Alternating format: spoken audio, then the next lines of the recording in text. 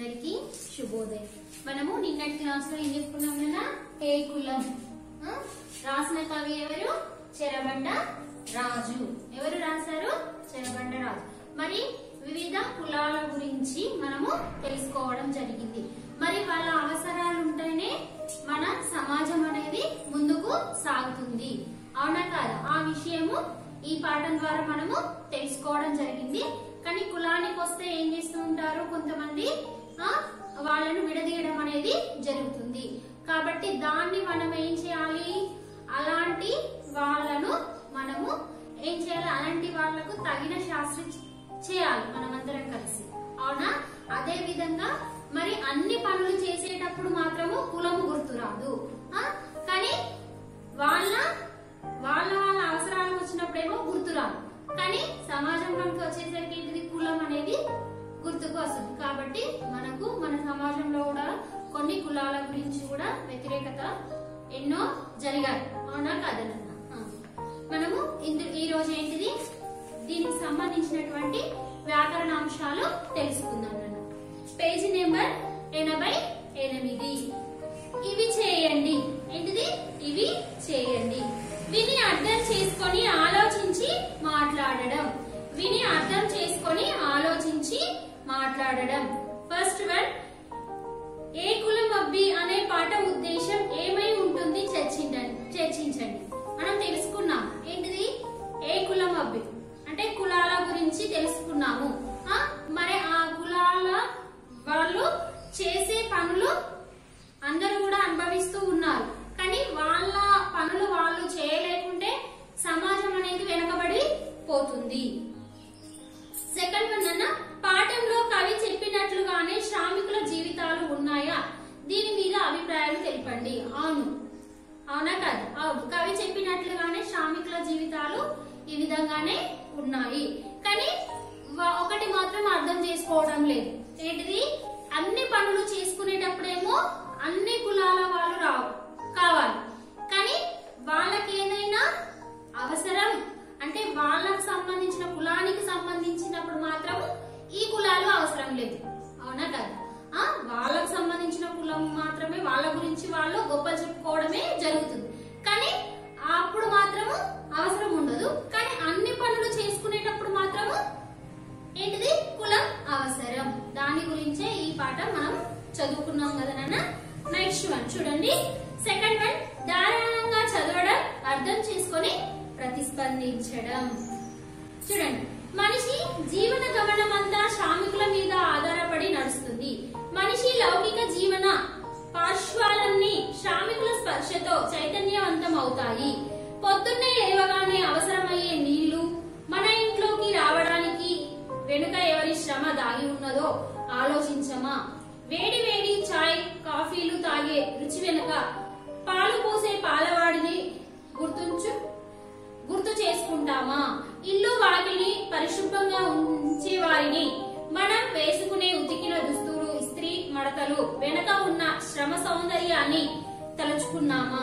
అందమైన పూల తోటలు పరిమళాలు అపురూప శిల్ప సంపదలతో విలసిల్లే దేవాలయాల వాతావరణం వెనుక దాగిన కార్మిక శక్తులను స్మరించుకున్నామా? ఇట్లా అడుగడుగున మన అవసరాలకు విలాసాలకు ఉపయోగపడే శ్రామికులు కార్మికులు వివిధ కుల వృత్తుల వాళ్ళు తీవ్రమైన సామాజిక వివక్షతకు గురవుతున్నారు. చేసిన పనికి తగిన వేతనం లేక సరైన గౌరవం లభించక శ్రమ దోపిడికి నిరాదరణకు గురవుతూ మానసిక వేదనలను అనుభవిస్తున్నారు. వారి పట్ల సమాజ దృక్పథం మారవలసిన అవసరం ఉన్నది. ఆయా వృత్తుల వెనుక ఉన్న సాంస్కృతిక వారసత్వాన్ని సామాజిక బాధ్యతను మనం గుర్తించాలి. శ్రామికుల స్వేదంతో ప్రపంచం కదులుతుందన్న సత్యాన్ని గౌరవిద్దాం. ఇవన్నీ విషయాలు మనము పాఠంలో చదువుకున్నవి. చూడండి, వాళ్ళ అవసరాలు మన అవసరాలు. మనం మామూలుగా ఏంటిది, కొంతమంది ఏంటిది ధనవంతుల ఇంట్లో ఏం చేస్తుంటారు, పని చేసే వాళ్ళు ఉంటారు. మరి ఆ పనులన్నీ వాళ్ళే చేసుకోవాలంటే కష్టపడాలి. కానీ వాళ్ళ ఏంటిది శ్రామికులు అవసరం అవుతున్నారు, వాళ్ళు డబ్బులు ఇస్తున్నారు, చేయించుకుంటున్నారు. కానీ వాళ్ళే లేకుంటే అక్కడ ఏమవుతుంది? మొత్తం అపరిశుభ్రంగా ఉండడం అనేది జరుగుతుంది. ఇలాంటి విషయాలు మనం అన్ని తెలుసుకున్నాము. చూడండి నాన్న,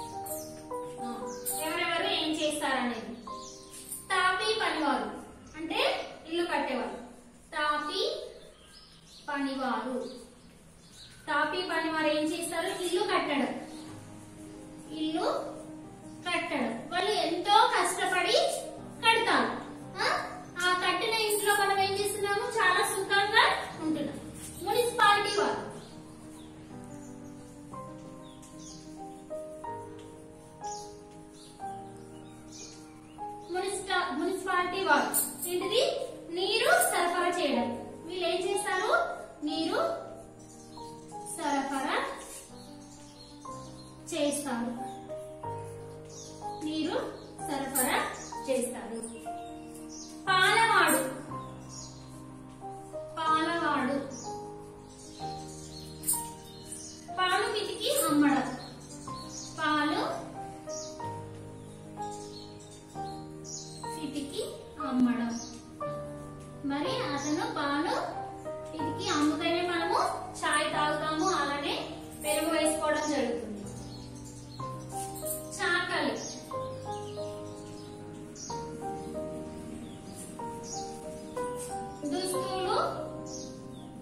దుస్తులు ఉతకడం, ఇస్త్రీ చేయడం. ఇస్త్రీ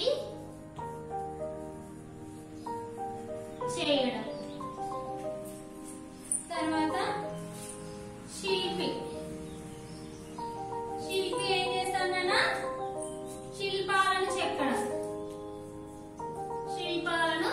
అతను ఎంతో కష్టపడి శిల్పాలను చెక్కుతాడు. అవి ఏం చేస్తాయి ఒక గుడిలో పెట్టి ఎన్నో పూజలు చేస్తూ ఉంటాం. మనం ఎన్నో పూజలను చేస్తూ ఉంటాము.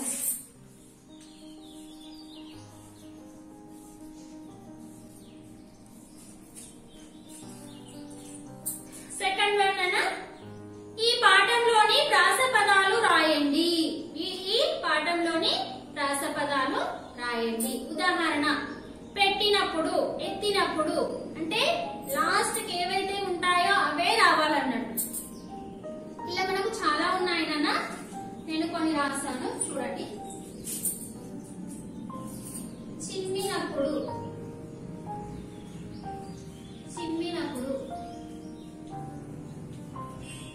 తర్వాత త్రవ్వినప్పుడు,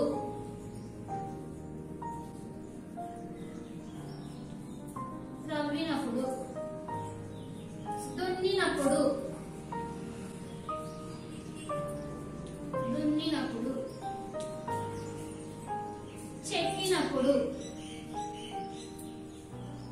చెక్కినప్పుడు, నెక్స్ట్ వన్ ఇచ్చినప్పుడు,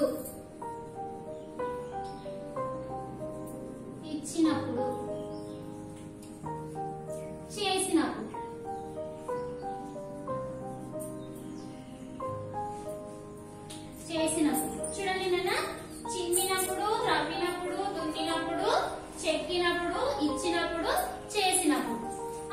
నెక్స్ట్ వన్ ఏంటిది పుట్టినప్పుడు.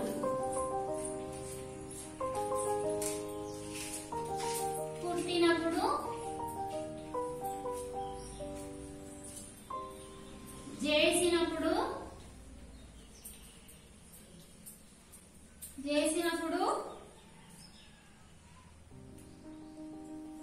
ఇచ్చినప్పుడు.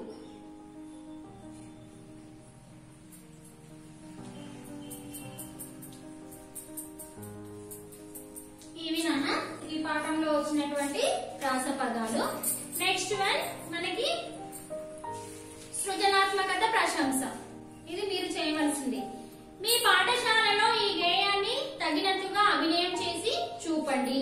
మరి ఈ పాఠంలోని గేయాన్ని తగినట్లుగా అభినయం చేసి చూడండి అంటే చదవాలి.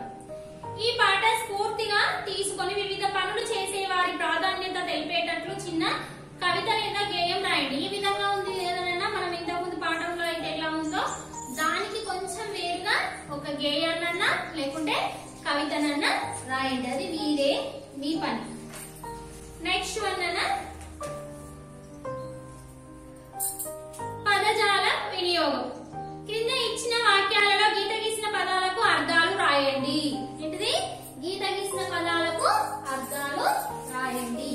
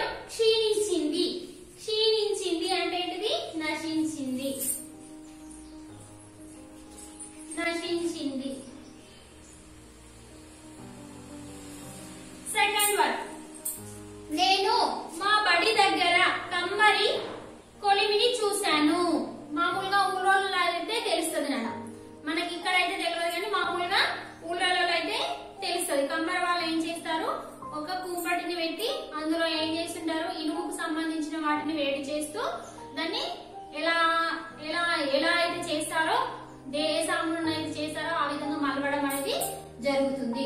కొలిమి అనేది కుంపటి. కుంపటి కుంపటి. థర్డ్ వన్,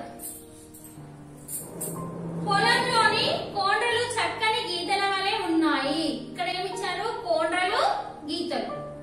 కోండ్రలు అంటే ఏంటిది? దున్నిన చారలు. కోండ్రలు అంటే ఏంటిదన్నా? దున్నిన చారలు. గీతలు అంటే ఏంటిది? వరుసలు. గీతలు అంటే ఏంటిది? వరుసలు. ఫోర్త్ వన్, మా వీధిలోని కుక్క తిండి లేక డొక్కలెండిపోయినాయి. ఏంటిది? మా వీధిలోని కుక్క తిండి లేక డొక్కలెండిపోయినాయి. అంటే డొక్క అంటే ఏంటిది? కడుపు.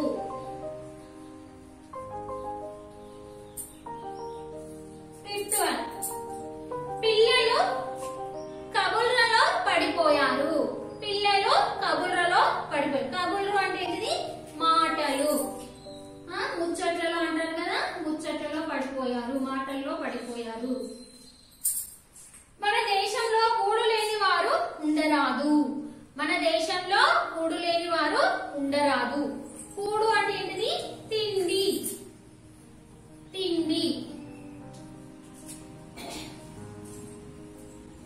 నెక్స్ట్ వన్, కింది పదాలను ఉపయోగించి సొంత వాక్యాలు రాయండి. సొంత వాక్యాలు రాయండి. సొంత వాక్యాలు.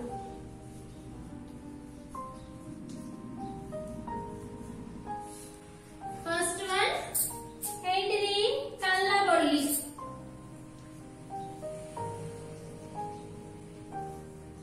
అద్దకపు మాటలు అంటే ఏంటిది? ఎప్పుడు ఎప్పుడు కళ్ళబొల్లి కబుర్లు చెప్పరాదు. కళ్ళబొల్లి కబుర్లు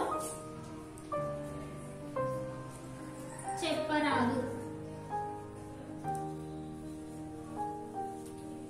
చెప్పరాదు. Next one, చెమటోడ్చి. చెమటోడ్చి. చెమటోడ్చి. కర్షకులు. కర్షకులు అంటే ఎవరు? రైతులు. కర్షకులు చెమటోడ్చి. చెమటోడ్చి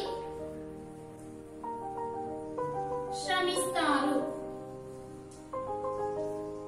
శ్రమిస్తారు. థర్డ్ వన్, పాతరోత. పాతరోత. నేటి తరం వారికి. నేటి తరం వారికి. నేటి తరం వారికి పాత రోతలు పనికిరావు. పాత రోతలు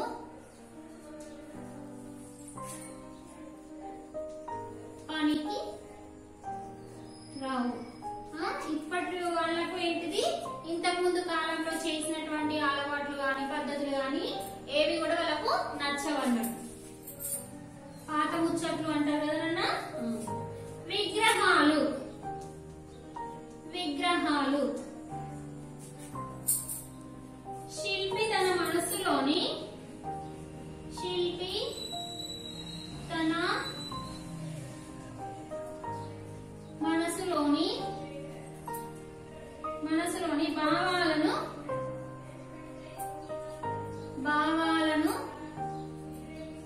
విగ్రహాల రూపంలో చెక్కుతాడు. విగ్రహాల రూపంలో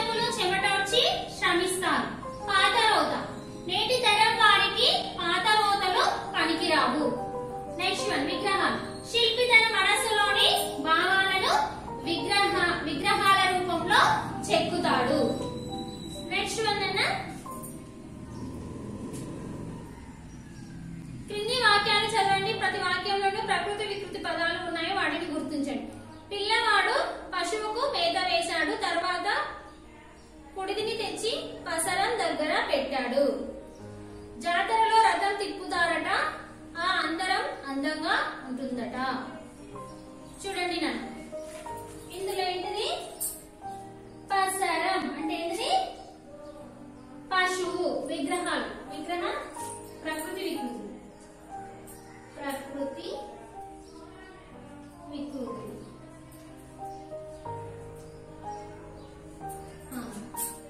ప్రకృతి పశువు పసరం సెకండ్ వన్ జాతరలో రథం తిప్పుతారట ఆ రథం అందంగా ఉంటుంది. సెకండ్ వన్ అరథం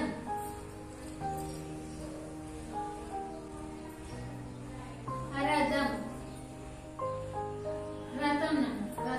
ఇది ప్రకృతి రథం అరథం ఇది ప్రకృతి వికృతులు. ఇందులో రెండు ఉన్నాయి కదా మనకి. పిల్లవాడు పశువుకు మేత వేశాడు, తర్వాత కుడిని తెచ్చి పసరం దగ్గర పెట్టారు. పశువు పసరం. జాతరలో రథం తిప్పుతారట ఆ అరథం అందంగా ఉంటుందట. రథం అరథం. నెక్స్ట్ వన్ అన్న భాషను గురించి తెలుసుకుందాం. కింది పదాలను విడదీసి సందుల పేర్లు రాయండి.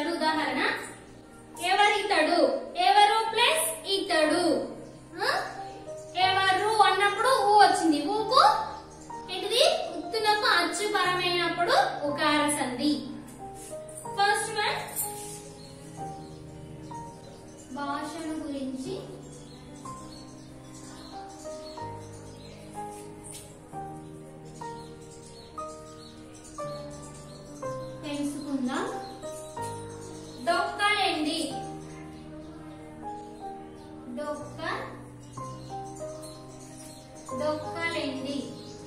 చూడండి నాన్న, డొక్కలు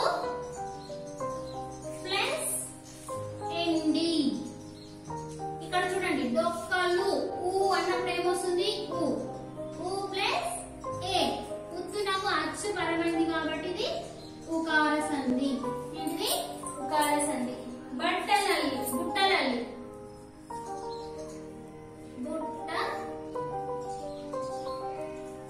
బుట్టలల్లి, బుట్టలు ప్లస్ అల్లి, బుట్టలు ప్లస్ అల్లి. చూడండి నాన్న, బుట్టలు అన్నప్పుడు ఇక్కడ ఊ వస్తుంది. ఊ ప్లస్ ఆ, ఉకార సంధి. ఉత్తు నాకు అచ్చు పరమైంది. ఊ అక్షరానికి అచ్చు. అచ్చు తెలుసు కదండి, ఆ నుండి అహ వరకు. గుడ్డలు తిక్కి,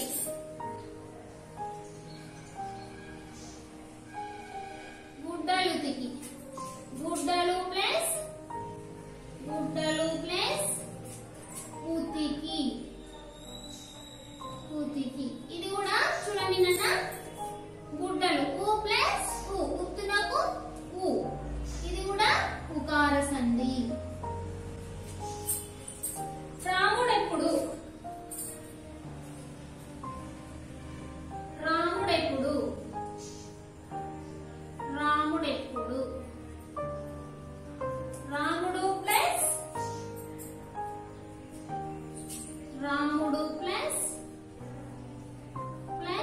ఇప్పుడు. ఇక్కడ రాముడు అన్నప్పుడు ఏమొస్తుంది మనకి? ఊ ప్లస్ ఈ. ఉత్తునకు అచ్చుపరమైంది కాబట్టి ఇది కూడా ఉకార సంధి.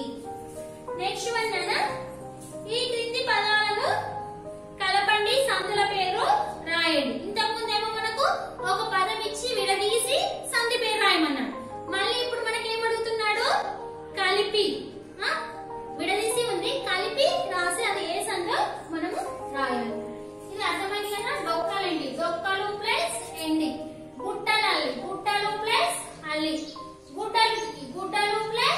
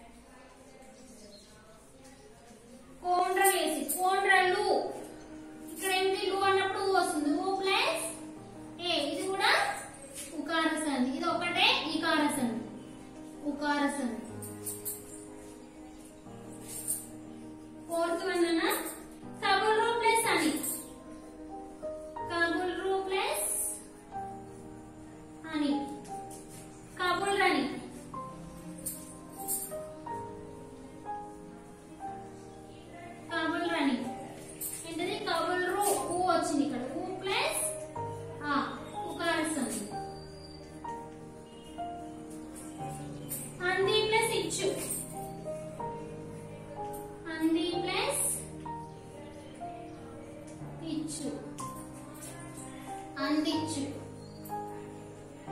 అందించు అంది అంది ఈ వచ్చిందను ఈ ఇకార సంధి రెండు వేరుగా వచ్చాయి ఇకార సంధి చూడండి నెక్స్ట్ వన్ క్రింది పట్టిక ఆధారంగా సరైన ప్రత్యయాలతోటి ఖాళీలు పూరించండి చూడండి మనకు ప్రత్యయాలు నేను ఇంతకు ముందు క్లాస్ లోనే చెప్పాను అవి మీకు వస్తే ఇవి చేయడం చాలా ఈజీ ఇక్కడ మనకి ఏమి ఇచ్చాడు కు ఓ చేత కి ము వలన లో కొరకు కంటే తో ఇదంతా నేను రాయట్లేదు నాన్న మీరు వరుస క్రమంలో ఇలా 1 2 3 4 5 6 7 8 9 10 11 ఇట్లా వేసుకోండి మీరు రాయండి నేను ఇట్లా నెంబర్స్ వేస్తాను మనకు చూడండి అనగనగా ఒక రాజ్య డాష్ ఆ రాజ్యము అంటే రాజ్యము ము వస్తుంది నన్ను ము సెకండ్ వన్ రాజ్యము ఆ రాజ్యము డాష్ ప్రజల రాజ్యములో రాజ్యములో థర్డ్ వన్ ప్రజల డాష్ కులాలు ప్రజలకు కులాలు ప్రజలకు కులాలు మతాలు లేవు వారంతా ఒకరి డాష్ ఒకరు త్యాగాలు చేసుకుంటారు ఒకరి కొరకు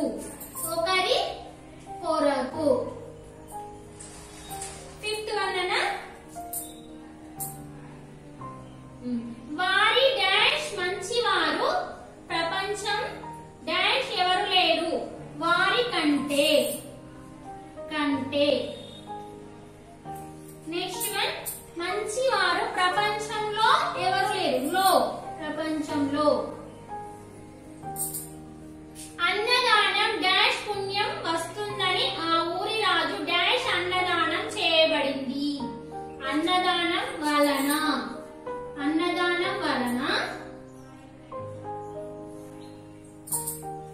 పుణ్యం వస్తుందని ఆ ఊరి రాజు చేత అన్నదానం చేయబడింది చేత కానీ ఆ అన్నదానాన్ని డాష్ ఎవరు రాలేదు అన్నదానానికి ఎవరు రాలేదు ఈ నాన్న కారణం ఆ ఊరి ప్రజలు ఎవరు కష్టపడి సంపాదించుకున్నది వారే తింటారు ఇది విని రాజు సంతోషపడ్డాడు డాష్ ప్రజలారా మనకి ఇక్కడ ప్రశ్నార్థక వాక్యం చూడండి ఏంటిది ఆశ్చర్యార్థం కలిగించు ప్రజలారా ఓ ప్రజలారా మీరంతా ధన్యులు మీ డాష్ నా జేజేలు అన్నాడు రాజు మీకు 11th వన్ కు మీకు జేజేలు అన్నాడు రాజు చూడండి మళ్ళీ ఒకసారి చదువుతాను అనగనగా ఒక రాజ్యము ఆ రాజ్యములో ప్రజలకు కులాలు మతాలు లేవు వారంతా ఒకరి కొరకు ఒకరు త్యాగాలు చేసుకుంటారు వారికంటే మంచివారు ప్రపంచంలో ఎవరు లేరు అన్నదానం వలన పుణ్యం వస్తుందని ఆ ఊరి రాజు చేత అన్నదానం చేయబడింది కానీ ఆ అన్నదానానికి ఎవరు రాలేదు కారణం ఆ ఊరి ప్రజలు ఎవరు కష్టపడి సంపాదించుకున్నది వారే తింటారు ఇది విని రాజు సంతోషపడ్డాడు ఓ ప్రజలారా మీరంతా ధన్యులు మీకు నా జేజేలు అన్నాడు రాజు ఇవి ఏంటిది ప్రత్యయాలు నాన్న ఇవి మీకు అక్కడ వచ్చింటే ప్రత్యయాలు విభక్తులు వచ్చింటే మీరు గుర్తుపట్టవచ్చు ఇవన్నీ కూడా మీరు CW నోట్స్ లో రాయాలి నాన్న రాయాలి చదవాలి ధన్యవాదాలు